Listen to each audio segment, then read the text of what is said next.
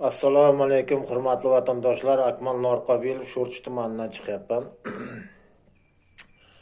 Hurmatli vatandoshlar, kuni kecha safardan omon eson safarga borib keldim. Vodiy tarafga. Shu avvalambor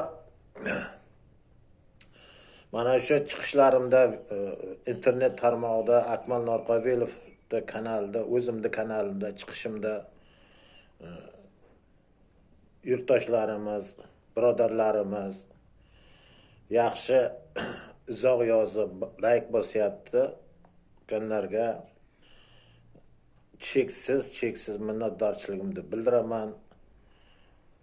Tarbiyalagan ota-onalaringizga tasannolar aytaman. Chunki deganda insoniyat dunyoga kelgandan keyin uni ota-onasi tarbiyalaydi, voyaga yetkazadi, jamiyatga foydasi tegsin deydi. Shu jamiyatga foydam tegaydi, xalqni dardida, jamiyatni dardida yurganda, mana shu gapirayotganda, ya bo'lmasam ochiq oydin yaxshi mulohaza qilib gapirayotganingizda, qilayotgan ishlaringizda sizda nomingizga emas, tarbiyalagan ota-onangizning nomiga rahmatlar aytilsa, buning tubi yo'q bahodir deb hisoblayman. Mana shu like bosib rahmat deyotganlarga, tarbiyalagan ota-onangizga rahmat deyotganlarga men o'zimning cheksiz minnatdorchiligimni bildiraman. Sizlarni ham tarbiyalagan ota-onalaringizga behisob rahmatlar aytaman. Hurmatli vatandoshlar, endi mana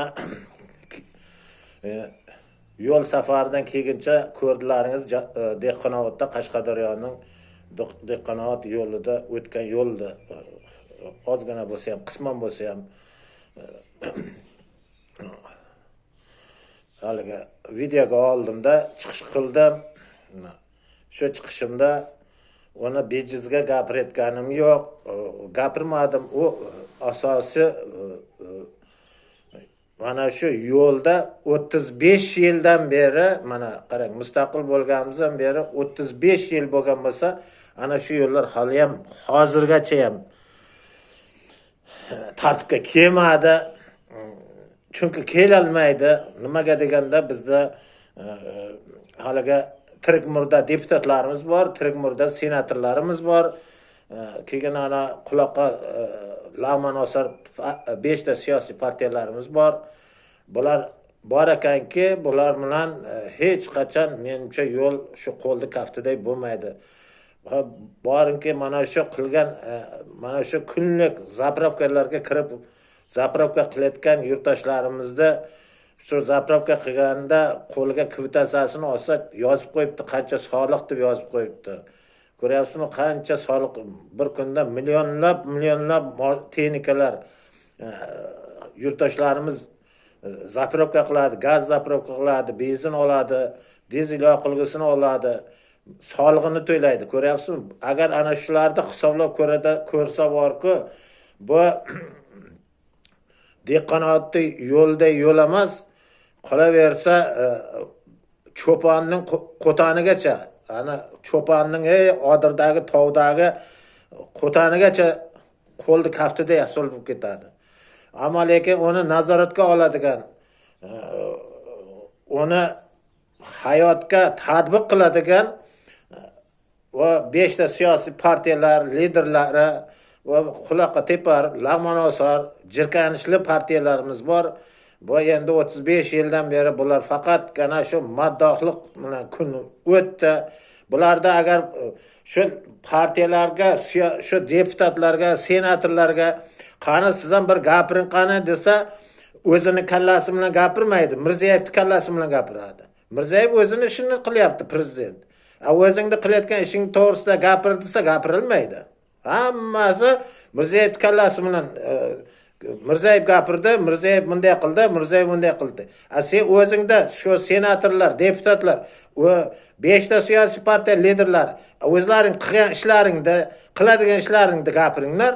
Nima gapirmaysizlar? Prezident o'zini ishini qilyapti. O'zini ishini qilyapti.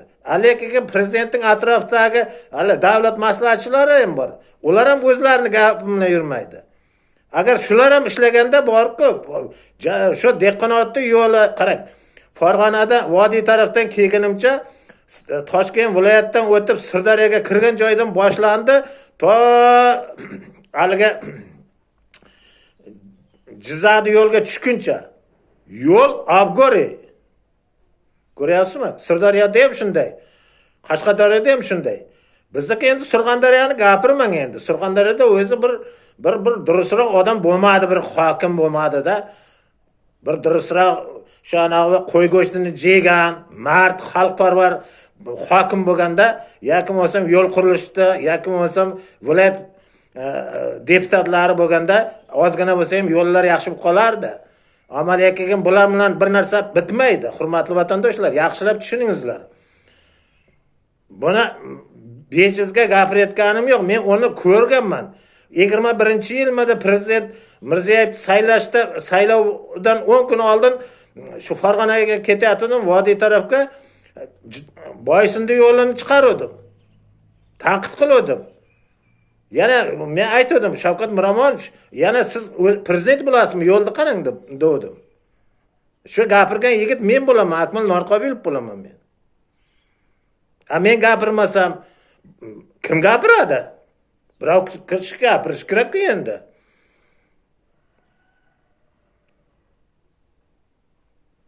Oddiygina misol. Surxondaryoning yeliga bir durusroq bir hokim peshonamizga yozilmagan ekan. Bu qurilish, yo'l qurilishda gapirgiligi yo'q. Bilmayman bu nima bo'lyapti. Yo'l qurilish bo'lsa, shu qurilishlarni nazorat qiladigan davlat maslahatchilari ham bor prezident atrofida. Ular nima qilib yuribdi ular? Hurmatli vatandoshlar, mana bo'layotgan voqeani qisqa-qisqagina qilib gapiryapman. Gapirmasam ham bo'lmaydi. 35 yilda O'zbekiston xalqi agar haqiqatdan ham yo'l ochilib, so'z erkinligi, matbuot erkinligi, muxolifat bo'lganda, hozir biz borku qo'lda kaftida yo'lda yurgan bo'lardik. Mana muxolifatni yo'qligining oqibatidan ko'ryapsizlar. Nima bo'lyapti? Muxolifatni yo'qligidan pensionerlar 35 yildan beri xorlandi. 5.200.000 qancha ming pensioner bor. O'ldim deganda bir 3 million kambag'al pensiya olsa kerak u. 3 milliondan ham ko'p bo'lsa kerak. 4 millionga ham 5 million, 4 millionga borib qoladi, 4 millionga ostiga boradi. Mana hozir noyabr oyidan beri 2025-yil noyabrdan beri men kambag'alman, men qashshoqman degan loyihani ham ilgari surib ketyapman. To'xtatganim yo'q. Bu nima degan gap? Uni muhokama qiladigan senatda tirik senator yo'q ekan. Parlamentda ham tirik deputat yo'q. To'xtanglar, bir odam chiqib gapiryapti. Bu nima degan gap demaydi, bittasi ham gapirmaydi. Prezident administratsiyasi endi o'niki bir 70% ga qisqartirib tashlash kerak.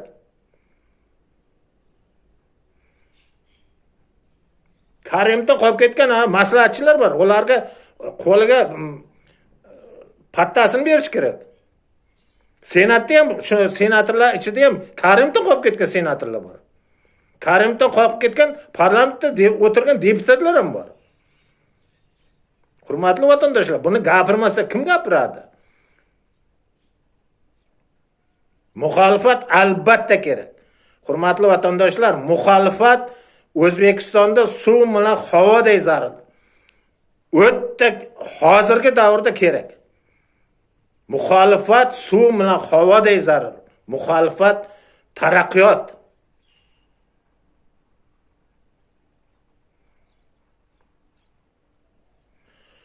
Hurmatli vatandoshlar, mana endi yo'lda ozgina yo'ldan ham gapirdik, bundan ham gapirdik. Mana Ramazon oyi mana eshigimizni taqillatib turibdi. Ondan mana Shabon oyi juda ajoyib oy bo'ldi. Bu oyda shaytonning urg'ochi erkaklari joylashib qolgan Epstein ham ko'zga ko'rinib qoldi. Epsteinda endi hali 3 million deyapti, fayli bor deyapti. Kundan kunga ochiqlanib yotibdi. O birta Kremlda bo'lsa kerak. Bu shaytonning erkak urg'ochisi desam, o qurg'ur o Epstein degan orolda ham bor ekan. Eng kattasi shu yoqda ekan. Undan ham kattasi bor. Shaytonlar, shayton satanist deydimi, sionist deydimi, shundaylari bor. Butun dunyodagi qirg'in baratlikda urushda uchog'i shu yoqdan chiqib yotgan ekan. Butun ahmoqarchilikning hammasi shu yoqdan chiqib yotgan ekan. Mana Allohimga shukrlarki, beadad shukrlarki, cheksiz zikrlarim bo'lsin Allohimga. Mana Shabon oyida hammasini yuzini ochib tashadi. Hali chiqmagan qirralar chiqib kelyapti. Bizda ham bor, O'zbekistonimizda bor ekan. Epstein borib turganlar. Aloqasi borlar. Sekin chiqyapti. Hali kim biladi endi? Allohim endi o'zing asragin endi Epsteindan, shaytonda urg'ochilardan, erkaklardan yurtimizda Alloh o'zi asrasin. Mana endi hurmatli vatandoshlar, Ramazon oyi kelyapti. Bu oyda endi mehr shafqat oyi, poklanish oyi, eng asosiysi yana eng yuqorisi shayton bug'zlanadigan oy. Qarang, shaytonni bug'zlab qo'yadi Alloh. Allohim Ramazon oyida bug'zlab qo'yadi. Endi bug'zlangandan keyin bu pastdagi shaytonning erkagi bilan urg'ochlari ular bug'zlanmasa kerak, bug'zlanolmadimi, bug'zlanmaydimi? Uni Allohim biladi endi. Endi ko'ryapsizki, butun shaytonning erkak urg'ochisi ko'payib ketgan ekan, bu urchib ko'payib ketgan ekan. Bu bir rosvoy ekan bu. Bir qarasang, Rossiyaning tashqi ishlar vaziri ham chiqib qolyaptimi uning ichidan? Bir qarasang, Amerikaning rahbariyatlari ham chiqib qolyaptimi Epstein orolidan? Ko'ryapsizmi, dunyoda nimalar bo'lib yotibdi? Hammasi shu bobolarimiz, momolarimiz aytardi. Shaytonning xizmatkari Dajjal bo'ladi, Dajjalning xizmatkari jodikashlar bo'ladi, jodikashlarning xizmatkari fohishalar bo'ladi derdi. Bu bekarga gapirilmagan, buni ota-bobolarimiz gapirib kelgan. Ko'rdingizmi Epstein oroli? Bu dahshat bo'lgan ekan. U to'xtagan yo'q hali. Butun Amerikada bo'ladimi, dunyoda bo'ladimi, hamma joyda internetlarda chiqib ketyapti. Mana haqiqat qayerda, qanday bo'lyapti? Chiqib ketyapti hammasi. Endi uni yopolmaydi endi. Amaliy kelgan biz o'zimizdan ehtiyot bo'lishimiz kerak bundan. Ehtiyot bo'lmasak bo'lmaydi. O'zimizda jilovlashimiz kerak. O'zimizda jilovlamasak juda yaxshi yo'lga ketmayapmiz. Nimaga uchun? Qarang, poraxo'rlik avjiga chiqib ketdi, korrupsiya. Bu avjiga chiqib ketyapti, bu to'xtagan yo'q.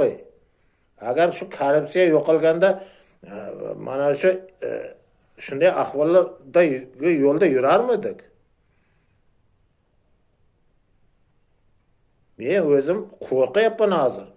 Radom bola tug'iladigan bola ham pul berib chiqmasaydi hali, dunyoga kelmasaydi. Endi raddomlar to'g'risidagi ko'p gap so'zlar bo'ldi u ochiqlik bo'lgan vaqtida. Raddomga pul bersang chiqaradi, pul bermasang chiqarmaydi. Bu yomon oqibat bu. Yaponiyada ham poraxo'rlikka chek qo'yilgandan keyin yaponlar rivojlanib ketgan. 50-yillarmi, 40-yillarda chek qo'yib boshlagan poraxo'rlikka qarshi. Korrupsiyaga qarshi katta kurash olib borgan. Ha, 60-yillarda Xitoy ham kerak bo'lsa korrupsiyaga qarshi qattiq kurash olib borgan. Ha, Singapur ham rivojlanib ketdi. Nimaga qarshi? Poraxo'rlikka qarshi kurashgan uchun evaziga. Janubiy Koreyani qarang. Poraxo'rlikka qarshi kurashgani evaziga rivojlanib ketdi. Biz 35 yildan beri haliga o'lik senator bilan o'lik tirik murda parlamentda deputatlari 5 ta siyosiy partiya tirik murda 5 ta siyosiy partiyani evaziga mana shunday ahvolga kelib qoldik. Hurmatli vatandoshlar, bu yog'i pensionerlar xo'rlansa, bu yog'i yo'l abgor bo'lsa, bu yog'i benzin, gaz narxi osmonday ot kallasida narx bo'lsa, Qozog'istonda propan 2000 so'm ekan. Bizda 6,5 mingdan 7200 so'mgacha bor. Ko'ryapsizmi narxni qarang. Va to'qtiga gapirgiligi yo'q. Va shu O'zbekistonda energetika vaziri bor, mana vaziri bor. Shu agar bir yil Yaponiyaga bir oy ya 2 oyga bir ishlab bersin desa, u 1 soatga ham ishlattirmaydi Yaponiyada. Qayerda yolg'on dunyoga kelgan bo'lsang, bor shu yoqqa bor deb jo'natib beradi uni. Bizda bo'lsa-chi, bizda 1 yilda 365 kun bo'lsa, 365 kun 38 million xalq aldaydi. Bu energetika vaziri. Xuddi odam yo'qda endi. O'zbekistonda ayollar tug'magan shu. Bitta Mirza Mahmud, kim Mirza Mahmudmidi, kim vazir shu tug'ilganda dunyoga. Boshqa tug'magan ekan ayollar. Abi durustroq odam yo'qmidi u yerga? Endi prokurorga gapirgiligi yo'q.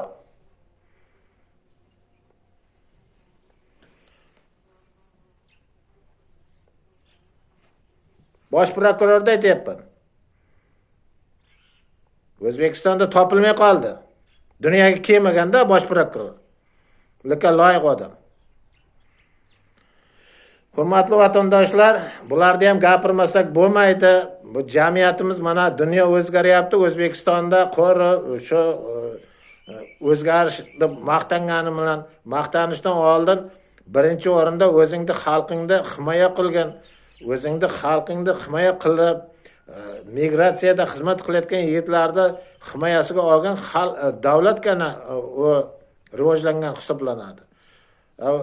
O'zbekistonda pensionerlarning eng kam pensiyasi 4 million bo'lgandagina rivojlanish bo'lyapti desak bo'ladi. Unda bang ursak bo'ladi. U 1 millionga yaqin pensiya oladimi, yo'qmi? Bir bozorga borgan odamni qaytib bozorga kirilmay qoladi. Qolgan 3 haftani o'tkazadi. 4-haftada keladi, yana qarz bo'lib qoladi, yana pulni o'zadi. Bu nima degan gap? Sharmanda voy, hurmatli vatandoshlar. Yana bong uradi hamma tarafga. Nimaga odam bong urasin? Birinchi pensionerlar pensiyasini ko'tarib qo'y. 4 millionga chiqarib qo'y. Undan keyin bong ur. Hurmatli vatandoshlar, mana bugun qisqa qilib chiqib, hamisha chiqqanimda qisqa chiqyapman. Ramazon oyi, hurmatli vatandoshlar, hammamizga, xonadonimizga, yurtimizga tinchlik, fayz, baraka ato etsin, Allohim nasib aylasin. Yuzimizni yoriq qilgan har qanday shaytonning erkak urg'ochilarga Allohim o'zi jazosini bersin. E'tiborlaringiz uchun rahmat.